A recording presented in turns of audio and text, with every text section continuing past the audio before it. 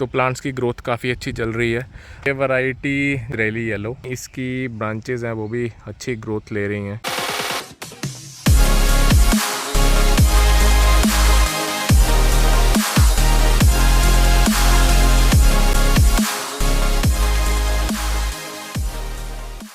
स्वागत है जी आपका कंधार एग्रो फार्म्स में। आज तारीख है 23 मई 2024 और समा दोपहर के तकरीबन 2 बज रहे हैं और तापमान तकरीबन 45 के आसपास है और कमिंग डेज़ में 47 अबव जाएगा। और ये वैरायटी जो आप सामने देख रहे हैं ये इज़राइली येलो, कॉलिन का एक स्प्रे दिया था हमने, उसके बाद बीच में बारिश आ गई तो फिर हल्का सा स्प्रे था, काफ़ी उतर गया और थोड़ा सा रह गया। हल्की बारिश थी, बहुत बूंदाबांदी थी, पूरी जम के ज़मीन भी गीली नहीं हुई थी तो। लेकिन अभी तक इज़राइली येलो का तो कुछ स्ट्रेस नहीं लग रहा, बिल्कुल प्लांट ओके खड़ा है, ओके है। जो नई इसकी ब्रांचेज़ हैं वो भी अच्छी ग्रोथ ले रही हैं और साथ साथ हमारा पलोरा का जो फ्रूट है वो भी पक चुका है सारा, तकरीबन जितना भी है। और इसके ऊपर भी कॉलिन लगा हुआ है, इनको भी आज या कल में थोड़ा सा हार्वेस्ट करेंगे और इनका भी ब्रिक्स वगैरह देखेंगे। पलोरा काफ़ी डैमेज आई थी लेकिन ग्रोथ अभी दोबारा से अच्छी ग्रोथ लेने लग गया। ये वाला पॉली शीट फट गई है क्योंकि ये हल्की थी, टेम्परेरी डाली थी हमने, वो वाली परमानेंट है, वो वैसे ही खड़ी है। जो वो वाली शीट है हम वही इस्तेमाल करते हैं जो हम वो टनल टाइप पॉली हाउस बनाते हैं। और बाकी आपको जो दूसरे हैं वैरायटीज़ वो भी दिखाता हूँ। तो इसका जो गर्मी में जो स्ट्रेस है वो प्लांट्स को कैसे बचाना है वो भी आज मैं आपको बताऊँगा। ये कुछ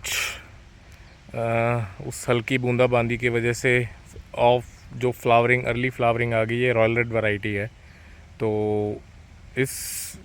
ये वाली फ्लावरिंग का कोई फ़ायदा नहीं है क्योंकि इसका फ्रूट बहुत छोटा होगा क्योंकि गर्मी बहुत ज़्यादा है अभी। कमिंग डेज़ में ज़्यादा बारिश होगी तब जो फ्लावरिंग आएगी उसका बहुत अच्छा रिज़ल्ट आएगा, उसका फ्रूट साइज़ वगैरह बहुत अच्छा होगा। तो ये वाली फ्लावरिंग अच्छी क्वालिटी नहीं बनेगी इसकी अगर ये जितना भी ठहरेगा फ्रूट। प्लांट्स की बात करूं, नॉर्मल रेड वैरायटी है तो जहाँ जहाँ पे कॉलिन है ठीक है, जहाँ पे नहीं है थोड़ा सा येलोइश आना शुरू हुआ है। तो इसके लिए मैं आपको बता देता हूँ, मैग्नीशियम का स्प्रे करेंगे हमने। जैसे मैग्नीशियम का किया था स्प्रे तो प्लांट्स की ग्रोथ काफ़ी अच्छी चल रही है। अभी जैसे ये पीलापन आ गया दोबारा तो इसको दोबारा मैग्नीशियम का स्प्रे देंगे तो उससे ये बिल्कुल ठीक हो जाएंगे। तो कॉलिन ही बेटर है मेरे हिसाब से क्योंकि अगर हम शेड नेट वगैरह करते हैं तो उससे फ्रूटिंग पे असर पड़ता है। तो जैसे हमारे वो पेड़ों के नीचे कुछ प्लांट्स हैं और हमने दूसरी साइड शेड नेट भी लगाया हुआ है कुछ वैरायटीज़ में, तो फ्लावरिंग का बहुत असर पड़ेगा। तो मेजर गोल हमारा फ्लावरिंग है तो फ्लावरिंग अगर लेनी है तो ग्रीन नेट मैं बोलूँगा कि अवॉइड करें, उससे बेटर आप कॉलिन क्ले करें। अगर आपने कॉलिन नहीं करना तो आप जो चूना होता है वो कर सकते हैं और नीचे से पानी कम कर दें, बिल्कुल पानी ज़्यादा नहीं देना क्योंकि पानी ज़्यादा दोगे तो ये ज़्यादा पानी पिएगा, ज़्यादा पानी पिएगा तो गर्मी में ये थोड़ा सा इसमें जो पल्प होता है वो थिक हो जाएगा, वो थिक होगा तो वो डैमेज होगा और इससे वो गलन शुरू हो जाएगी। अगर पानी कम रहेगा, जहाँ से भी पीला होगा, सनबर्न होगा, वो हल्का सा पेपर टाइप हो जाएगा और ठीक हो जाएगा। लेकिन ज़्यादा पानी दोगे, पानी पीने के बाद ये फूल जाएगा पानी पीने पे और जितना भी फिर डैमेज ज़्यादा बढ़ेगा। और ये सनबर्न ऐसा होता है कुछ, जो कनोपी के ऊपर सनबर्न होगा वो ऐसा होगा, पहले सफ़ेद रंग का होगा और अगर हम उसको ध्यान नहीं देंगे या उसमें पानी देते रहेंगे तो उसके बाद जो वो सफ़ेद जहाँ से सनबर्न हुआ है उसके बाद उसकी जो डैमेज है वो इस तरह की बढ़ जाएगी। जो तो सफ़ेद रंग का है वो तो सनबर्न का निशान है जहाँ पे जो इसका प्लांट सड़ा है। लेकिन जो येलो कलर का होता है वो उसके बाद जो इसकी जो सेल डैमेज है, वो इंटरनल इंजरी है, वो बढ़ रही है। अगर हम देखें इंसानों की एग्जांपल लें, जैसे हमारी स्किन बर्न होगी, बर्न होने के बाद, जलने के बाद इन्फेक्शन अंदर से भी स्टार्ट होना शुरू हो जाता है अगर हम उसका अच्छे से ट्रीटमेंट ना करें या उसको ना संभालें ज़ख़म को। और आप इस फ़ोटो में देख सकते हैं कि सनबर्न होने के बाद, जलने के बाद इसमें फंगस और रस्ट की प्रॉब्लम आ चुकी है। ये कॉमन है क्योंकि जो सूरज की गर्मी से जो डैमेज होती है, उसके बाद जो इसके सेल्स हैं वो डैमेज हुए हैं। उसके बाद इसका जो इम्यूनिटी है वो भी डाउन है, प्लांट को स्ट्रेस आया हुआ है, तो फंगस और जो अपने रस्ट होती है बहुत ईज़िली प्लांट्स को इफ़ेक्ट करती है। अगर तो आपके प्लांट अभी सिर्फ पीलापन दिखा रहे हैं, इतना डैमेज नहीं आया, तो आप कालिन क्ले यूज़ कर सकते हैं। वो मैंने अपनी पुरानी वीडियोस डाली हुई हैं, उनका लिंक मैं डिस्क्रिप्शन में डालूँगा, वो ज़रूर देखें।